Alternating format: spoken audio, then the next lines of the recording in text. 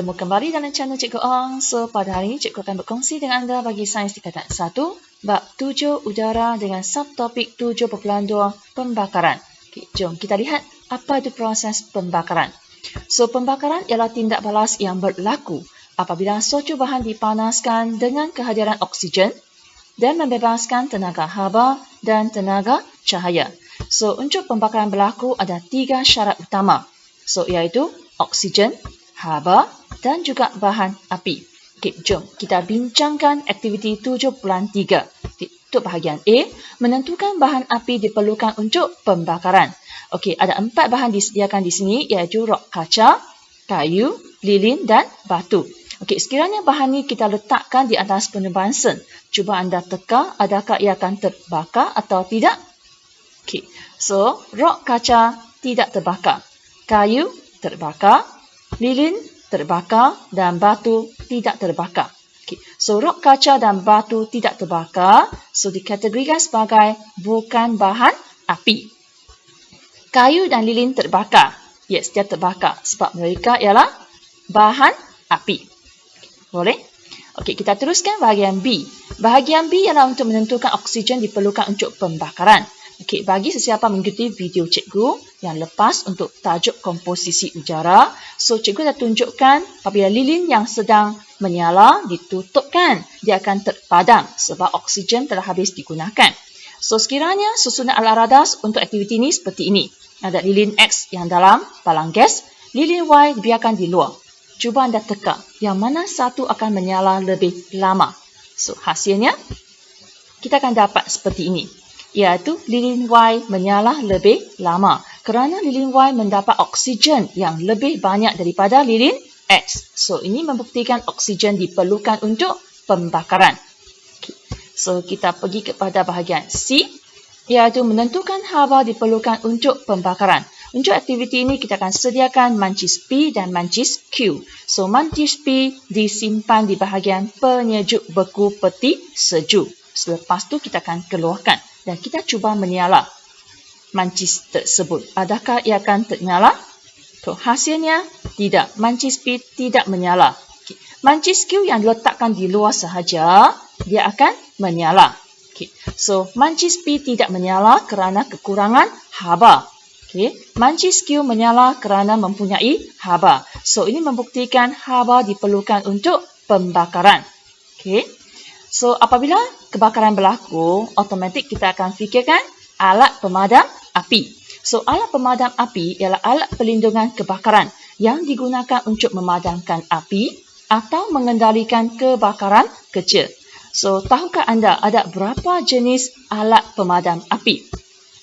So, bahan yang digunakan dalam alat pemadam api ini berbeza mengikut jenis kebakaran yang berlaku. Okey, dalam rajin tunjukkan ada 4 jenis. Antaranya ialah karbon dioksida, jenis buih atau busa, jenis serbuk kering dan juga jenis air. So, kita akan bincangkan di sini satu per satu. Kita mulakan dengan jenis alat pemadam api jenis air yang sesuai untuk memadamkan kebakaran yang melibatkan bahan pepejar. Nak senang ingat 3K ya, iaitu bahan daripada kayu, kain, juga bahan jenis daripada kertas. Seterusnya kita bincangkan alat pemadam api jenis buih ataupun busa yang sesuai untuk memadamkan kebakaran yang melibatkan bahan cecair dan gas mudah terbakar. Okey, seperti minyak, cat, varnis, gas asli, aselina, metana, propana dan butana. Okey, propana, butana ni ada dalam tong gas memasak di rumah kita. Sekarang kita lihat satu situasi kebakaran berlaku di dapur. So, ibunya menjerit, cepat ambil sebaldi air. Tetapi anaknya tidak ambil sebaldi air. Sebaliknya, anak kata, jangan, air lebih tumpat daripada minyak.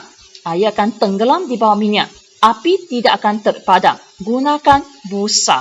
Okey, so kena guna busa. Dan satu lagi, alat pemadam api yang sesuai ialah jenis karbon dioksida. Okay, sekarang kita bincangkan yang jenis karbon dioksida, di mana sesuai untuk memadamkan kebakaran yang berpunca dari peralatan elektrik dan juga sumber elektrik, seperti lita pintas. Jenis karbon dioksida juga sesuai untuk memadamkan kebakaran yang berpunca daripada bahan cecair dan gas mudah terbakar. Okey, sama dengan yang tadi punya, busa. Satu lagi jenis alat pemadam api ialah jenis serbuk kering yang sesuai untuk memadamkan kebakaran yang melibatkan bahan logam dan bahan bukan logam. Okey, bahan logam seperti kalium, natrium, kalsium, magnesium, titanium. Okay. Serbuk kering ini juga sesuai untuk memadamkan yang semua yang boleh dipadam oleh pemadam api, air, bahan pepejar tadi, busa dan juga gas karbon dioksida. Okey, semua yang boleh padam oleh air, busa dan karbon dioksida juga boleh padam dengan menggunakan jenis serbuk kering. Okey. Okay, sekarang kita lihat jenis alat pemadam api dengan warna pelekatnya. Okay, kalau jenis air, tulisan putih. Labelnya warna merah. Okay. Buah ini tulisannya merah, labelnya krim. Karbon dioksida tulisan putih, label warna hitam. Serbuk kering tulisan putih, label warna biru. Itu perbezaannya. Satu lagi perbezaan. Boleh tak anda nampak daripada raja ni? Okay. So, iaitu hose. Karbon dioksida mempunyai hose yang berbeza. Tengok warna hitam lebih pendek itu. Okay. So, dah. Satu lagi jenis ialah pasir kering. Okay. Pasir kering ini sesuai untuk memadamkan kebakaran yang melibatkan bahan logam. Okay. Dah kuasai semua. Jom kita beralih kepada sudut uji minda. Ada dua soalan di sini ya. So, yang pertama, antara berikut yang manakah merupakan ciri karbon dioksida yang membolehkannya digunakan sebagai alat pemadam kebakaran? Tandakan pada ciri yang betul. Okay, ada 5 di sini. So, jawapannya ada 3. Cuba anda lihat. Okay.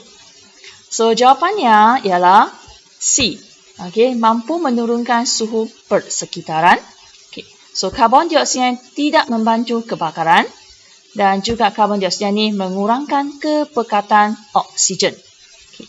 Soalan 2. Tandakan pada jenis pemadam api yang sesuai untuk punca kebakaran yang berbeza. Ini semua yang tadi telah kita bincangkan.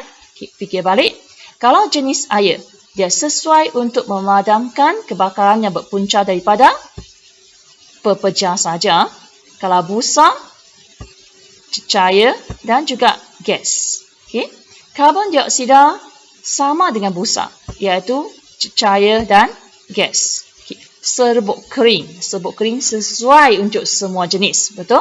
Iaitu pepejar, cecair, gas dan juga logam. Okay. Dan akhir sekali, pasir kering. Pasir kering hanya sesuai untuk logam. Okay. Next, kita beralih kepada prinsip pemadaman api. Okey, untuk pembakaran berlaku, mesti ada 3 syarat utama ni kan? Jadi, kita boleh padamkan api dengan hanya hapuskan salah satu syarat tersebut. Okey. Kita akan hapuskan pertama, iaitu oksigen. Okay. So, ini kita boleh lakukan melalui teknik menyelimuti. Okay. Iaitu memutuskan hubungan bahan bakar dengan oksigen atau udara. Okay. Contohnya, menutup permukaan bahan bakar dengan selimut api, karung basah, lumpur, pasir, tanah ataupun busa. Okay. So, kita bincangkan selimut api ya. Selimut api ini merupakan selimut khas yang diperbuat daripada bahan karis api. So, selimut ini menutupi api dan menghalang oksigen daripada masuk ke bawah selimut sehingga akhirnya menyebabkan api terpadam. Okay. Dan sebenarnya ada satu aktiviti yang biasa kita buat di mana kita singkirkan oksigen. Apa itu? Kita lakukan semasa hari jadi, iaitu api lilin terpadam apabila oksigen disingkirkan dengan meniupnya. Okay, so ini yang pertama. Okay, so yang kedua, kalau kita hapuskan haba. Okay, so prinsip ini kita boleh lakukan dengan teknik mendinginkan. Okay, so mendinginkan permukaan yang bahan yang terbakar dengan menyemburkan air ataupun lapisan karbon dioksida. Air memberikan kesan penyejukan yang cepat pada permukaan bahan api. So, yang mampu menghalang api merebak dengan lebih pantas. Okay. Yang terakhir, lagi satu syarat iaitu bahan api. Kalau kita hapuskan, kita akan lihat apa akan berlaku. Okay. So, teknik ini ialah mengurangkan jumlah bahan yang terbakar ataupun memutuskan sumber bahan bakar. dengan cara memisahkan benda yang terbakar, menjauhkan benda yang belum terbakar ataupun menutup punca bekaran gas atau minyak.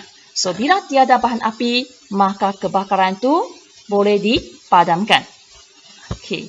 So, selesai untuk prinsip pemadam api, kita beralih pula kepada amalan sikap berjaga-jaga untuk mengelakkan kebakaran. Okay. So, yang pertama, ini berlaku di dalam rumah. Apa yang kita boleh lakukan? Antaranya ialah simpan mancis dan pemetik api di tempat yang selamat.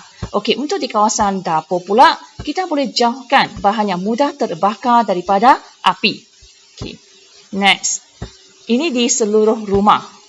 Kita mesti sentiasa peka terhadap barangan elektrik yang digunakan dan gunalah perkakas atau peralatan elektrik yang ada cap sirim. Dan satu lagi, juga berlaku di seluruh rumah, kita tidak boleh meletakkan terlalu banyak beban pada satu sumber elektrik sebab boleh menyebabkan kebakaran berlaku. Dan sebaik-baiknya peralatan elektrik utama seperti peti ais, mesin basuh, microwave ini dipasang terus ke soket dinding. Bukan dipasang pada satu soket itu. Kita tambah-tambah tak boleh. Okay. Dan juga boleh lakukan pada suhu tertentu dengan memasang alat pengesan asap dan pengerah kebakaran di rumah. Dan tidak kira di mana-mana, jangan sekali-kali membuang puncung rokok ketika apinya masih menyala. Okey, sekarang kita beralih kepada lagi 2 soalan studi uji minda. Okey, soalan ketiga, logam seperti kalium dan natrium disimpan dalam minyak parafin. Mengapa? Okay. So, raja ni ialah lithium. So, lithium, kalium, natrium ni satu keluarga. So, sebabnya ialah logam, kalium dan natrium adalah bahan mudah terbakar apabila terdedah kepada udara. Dan soalan terakhir untuk video ini, berikut ialah beberapa jenis alat pemadam api. Semasa demonstrasi, pasukan penyelamat tidak menggunakan air ketika api yang terbakar berpunca dari sumber elektrik. Terangkan mengapa. Kenapa tak boleh guna air?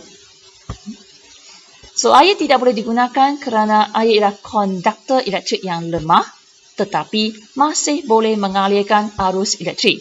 So, ini menyebabkan pasukan penyelamat boleh terkena renjatan elektrik.